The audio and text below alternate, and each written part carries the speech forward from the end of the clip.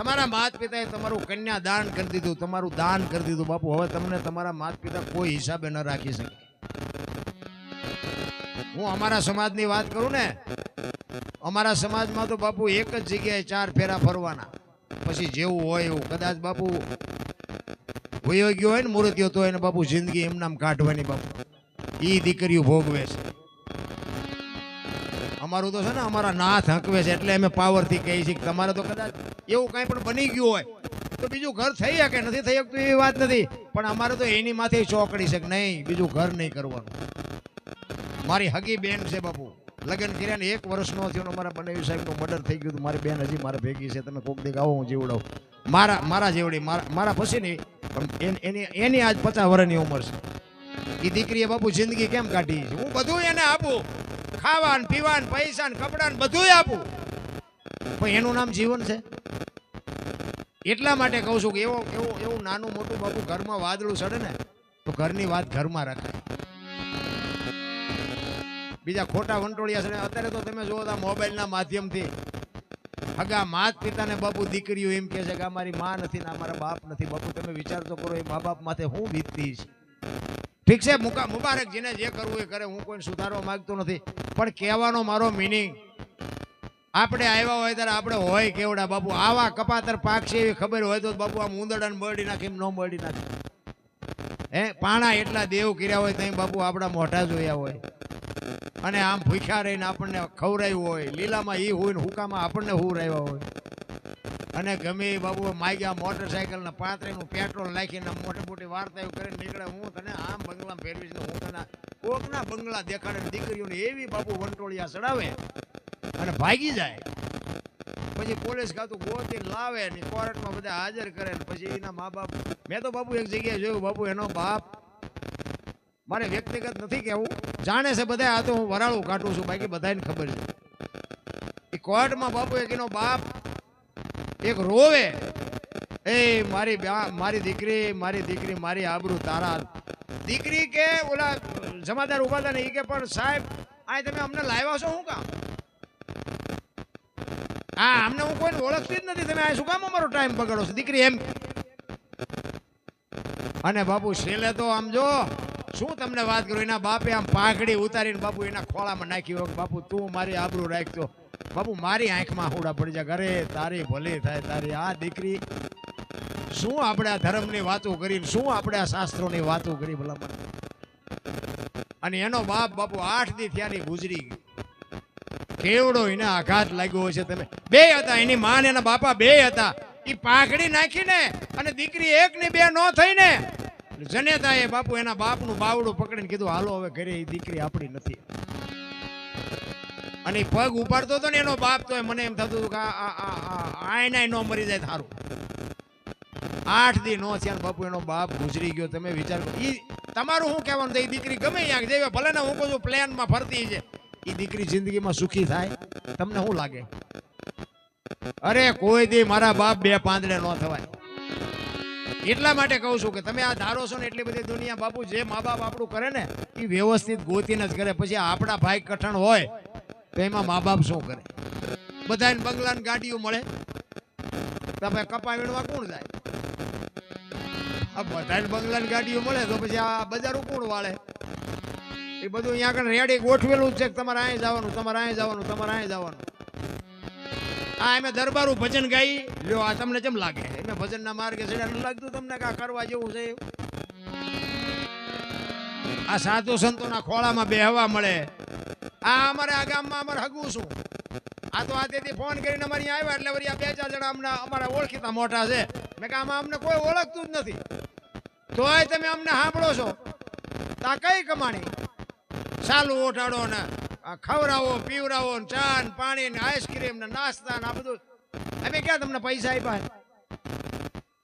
જીવન બાપુ એવું અગરબત્તી જેવું જીવાય. ભલે દુનિયા દેહ એક હળગી જાય પણ જગતને સુગંધ આપીને અગરબત્તી જાય છે. જિંદગી એવી જીવાય. બાકી તો મારે મરી જવાનું છે, આ ભક્તિ કરી છે મરી જાય એવું નથી. રામ ને કૃષ્ણ જેવાને દુનિયા છોડવી પડી. તમારે મરવાનું છે, મારે મરવાનું છે. પણ કાગ બાપુને લખ્યું કે મીઠે ભરેલા માનવી જેથી જગ છોડીને જાય એ કાગા એની કાણ્યું ઘરે ઘરે મંડાય હારો માણા વ્યો જાય ને નાચનો ન હોય ગામનો ન હોય હગો ન હોય તોય હૃદયમાં હબાકો આવે ઘરે ભલા માણા જેવો માણા વ્યો ગયો એને જીવા કહેવાય.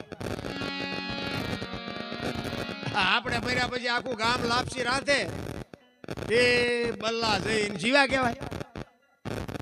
અને જાસો ભાગ એવી બલ્લાયું નથી ગામો ગામ અમારે તો ત્યાં છે એકે ગામ બાકી નથી. અમે તો બધે જઈએ છીએ ને આ જો સમુદ્ર મંથન થયું ને એમાં બધી હારી હારી વસ્તુ નીકળી હતી કે એ બધું હીરાન માણેક ને હેરાવત હાથી કામ તેનું ગાય ને પોખરાજ ને આન તેલ બધું અમૃત ને બધું ઘણું બધું નીકળ્યું હતું એવું કહે છે. મેં કીધું હતો નહીં હું અહીંયા પણ આ બધું મેં સાંભળેલું. એમાં છેલ્લે બધા હારી હારી વસ્તુ બધા લઈને વ્યાઈ ગયા.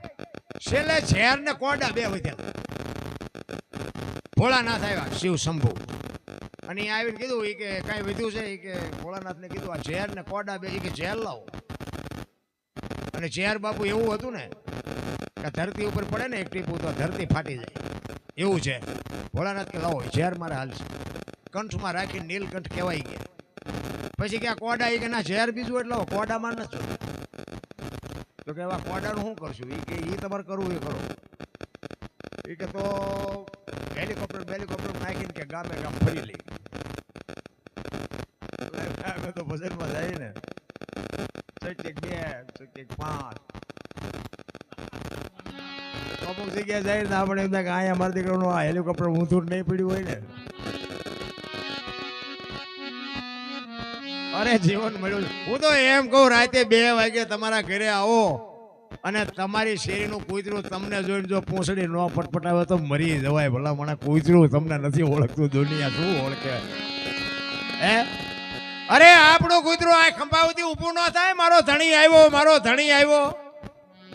પણ એ આમ જો આ તો કેવલો લુખે છે એને ક્યાં બટકો રોટલો નાખ્યો. કોઈ પ્રેમની જરૂર છે. પ્રેમને વાચા હોત તો જગત જોગી બની જાત. હલકીને હિમાલય જાત પછી ભગવા ફેરી ભૂદરા.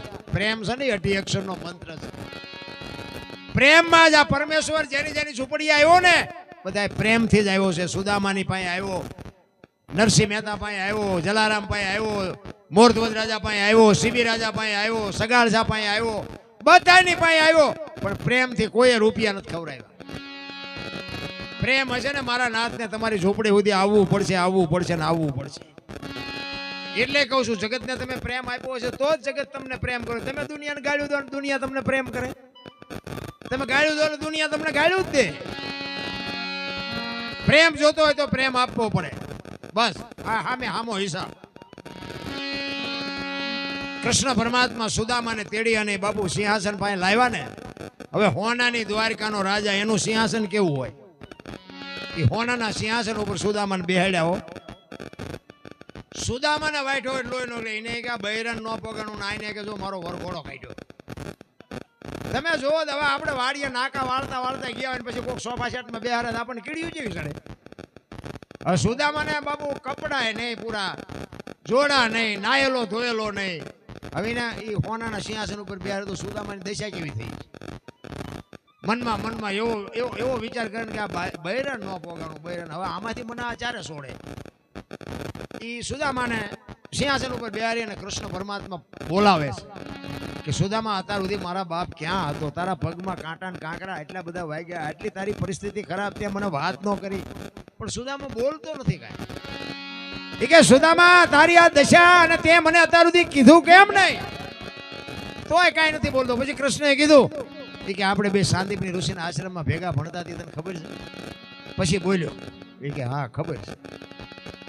કે આપણે ગુરુજી હાટું કે જંગલમાં લાકડા લેવા જતા હતી, તને યાદ છે? તો કે હા એ યાદ છે. કે મારા ભાગના સૈન્યા કે માતા માયા આપ્યા હતા, ટકલી ડાળ ઉપર બડબડો ખાતો દીવડા એ તો લાય એમ કે બગલમાં તાંદુળની પોટલી હતી ને ખેંચી, નકરી નહોતી દેવાની. અને એ બાપુ ખેંચી ને સુદામાને એમ થયું ભારે કરી આ મારા આ નહોતું ખબર પાડવાની ખબર પડી. અને ફાકડા મારવા માંડ્યો બાપુ. અહીંયા કૃષ્ણ પરમાત્મા તાંદુળના ફાકડા મારે પોરબંદરમાં બંગલા બને. એ કૃષ્ણ. અને પછી અમુક સમય થયો એટલે સુદામાએ વિચાર કર્યો કે મારે નો માગવાનું નિયમ છે ને આ ભાઈડો કઈ દેતો નથી, કે આ મને કઈ કહેતો નથી, આ મારા કરતા ભિખારી છે, આ મને કઈ દેશે નહીં. ઈ કે હવે હાલો આ 2-5 દી થઈ ગયા, હવે આપણે ઘર ભેગા થઈ કે આ કઈ મારે તો ન માગવો નહીં, મતલબ મારે તો મગાય નહીં. હું તો બૈરાને કહેતો પણ બૈરા નો માને કે તમારા ધરણ જોઈને ખબર પડી. મેં કઈ ન કીધું મને કે આ 2 જોડી લુગડા લઈ જાય, મેં ન બોલ્યો. આ મારા કરતા ભિખારી આ મને શું દે. પછી કૃષ્ણને કીધું કે હવે મારે ઘરે જાવ. કૃષ્ણ ભગવાન કે જાવું હોય તો ઉપડો. સુદામાના હબાકો આવ્યો ભાઈડો કે કાંઈ કહેતો નથી, શું કામ આવ્યા હતા તમે, કાંઈ પૂછતો જ નથી. સુદામા હલતા થઈ ગયા. એટલે કૃષ્ણને કોકે કીધું ઈ કે પણ આપણી માં એટલી બધી વ્યવસ્થા છે, આ બિચારો ડગુમગુ પોરબંદર ક્યારે પહોંચશે, કઈક રથ કે પાલખી કઈક મોકલાવ્યો હતો. ઈ કે બામણ કેટલો પવિત્ર છે તમને કોઈને ખબર જ નથી. એને આ ધરતી ઉપર હલાડવો છે ને એના જ્યાં પગલા પડે ને એ ધરતી પવિત્ર થઈ જાય. ને આજે બાપુ સુદામાનો પ્રતાપ જોવો હોય તો પરબથી માંડી અને દ્વારકા સુધી તમે જો સનાતન ધર્મની વાત કરો, નાના 10 વર્ષના છોકરાને તમે જવાબ ન આપી શકો. ઈ ધરતી અને ઈ બ્રાહ્મણ ઈ કે ઈ પવિત્ર જેટલો છે, એના પગલા પડે ને ત્યાં બાપુ ભક્તિના વડલા ઉભા છે. રામ તમે જોજો, આજે તમે જાઓ તો તમને ખબર પડે કે ભક્તિ કોને કહેવાય. અમે તો ક્યારેક ઈ બાજુ ભજનમાં જઈ ખેડમાં, ભજન હું કે બાપુ જેવું તેવું ગવાય નહીં. ત્યાં બધા ઉભા થઈ ડિસ્કા કરે છે ને, અહીંયા નો હાલે. અહીંયા તો સંતવાણી જ હાલે બાપુ. આમ આંકડિયા થઈ જાય ભજનના. ભજનના પ્રેમી હોય ને, બંગાહુ નો આવે ને સૂરજ નારાયણ ઉગે બાપુ. અહીંયા એ બાજુ ભજનમાં ભજનની મજા અહીંયા આવે. રામ ઠીક છે. અહીંયા તો બધા બાપુ, હું તો આ ઝાટકીને કહું છું એટલે મને બધા બોલાવે. હા, હું તો એમ કહું કે આમ હાલજો ચોખીને ચડવા. તમે દારૂ પીતો હું ના પાડું, ન પીતા ભાઈ. પીવો મારા બાપના 4 રૂપિયા, પીવાય નહીં, આ નો કરાય. મેં ખટારો આઈકો 20 વર્ષ રખડ્યો, એકેય રાજ્ય મારું જોયા વગરનું બાકી નથી. હવે ખટારો ડ્રાઈવર તો 19મી કોમ ન કહેવાય. એને કોઈ પાણી પાય, આ એને સાંભળે ખટારા ડ્રાઈવર ને. બાપુ બધા રાજ્ય રખડી આવ્યો પણ કોઈ એમ કે દરબારે દારૂ પીધો, પરમાટી ખાધી દીધી, 5 લાખની શરત મારીને આવજો, મારી સાથીમાં ડામ દઈ દઉં ભલામણા. મારું કુળ કયું, મારું ખાનદાન કયું, મારા મા બાપ કોણ, આનો પાવર ન હોય તો મરી જવાય. ખુમારી જોઈ મારી માં કોણ છે, મારો બાપ કોણ છે. તમે બઠા થઈને પીડ્યા હોય ને કોઈ એમ કહે કોણ પીડ્યું તો નામ તો માનું બાપાનું જ આવવાનું, બીજા કોઈનું. કે ફલાણા બાપાનો, ઓલા ફલાણા ભાઈ નો એમનો છે. એ મા બાપ માથે શું વીતે. આબરૂ જો આબરૂ અને સંસ્કાર બજારમાં મળતા હોત ને તો પૈસા વાળા આપણા હાટું કાંઈ ન વધવા દે. માના કોઠામાંથી ને જ બાપુ સંસ્કાર મળે, બાકી જે ભગવાન કશું ન મળે. અને પૈસાથી જો મળતા હોત ને તો આ પૈસા વાળા ઉભા વાહડા જેવા ન રખડતા હોત. પૈસા વાળા છોકરા જો 40 વર્ષના કોઈ દીકરી નથી દેતું. શું ભણી ગણીને કરવાનું? સંસ્કાર તો બાપુ માના કોઠામાંથી મળે, એને કહેવાય. એટલે છેલ્લી ઘડીમાં કાગ બાપુ કહે છે, કાગ કે ઘણા દી વિદા માગી વિપ્રે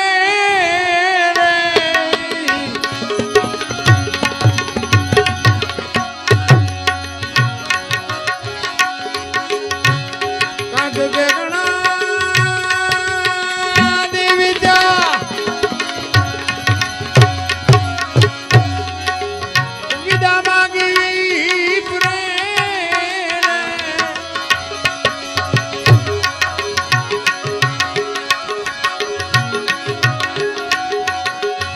ભુજની પાયે કઈ નો માયો રે, ધન ધન મારી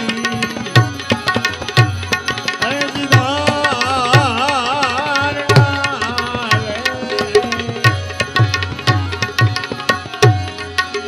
પ્રભુજી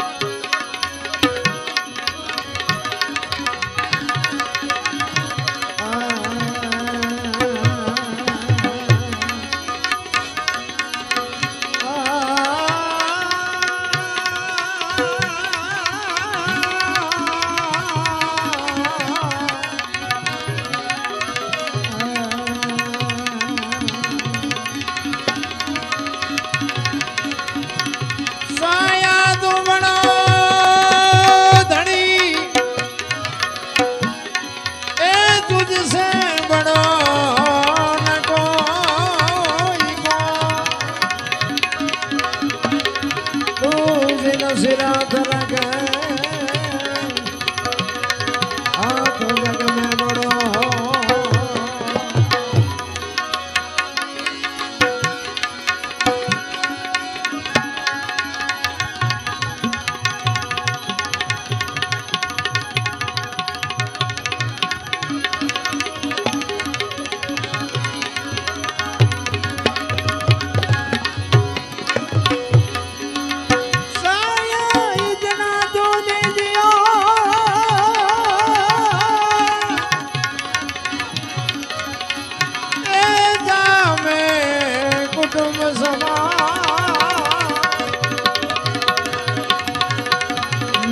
भी भूखा ना रहो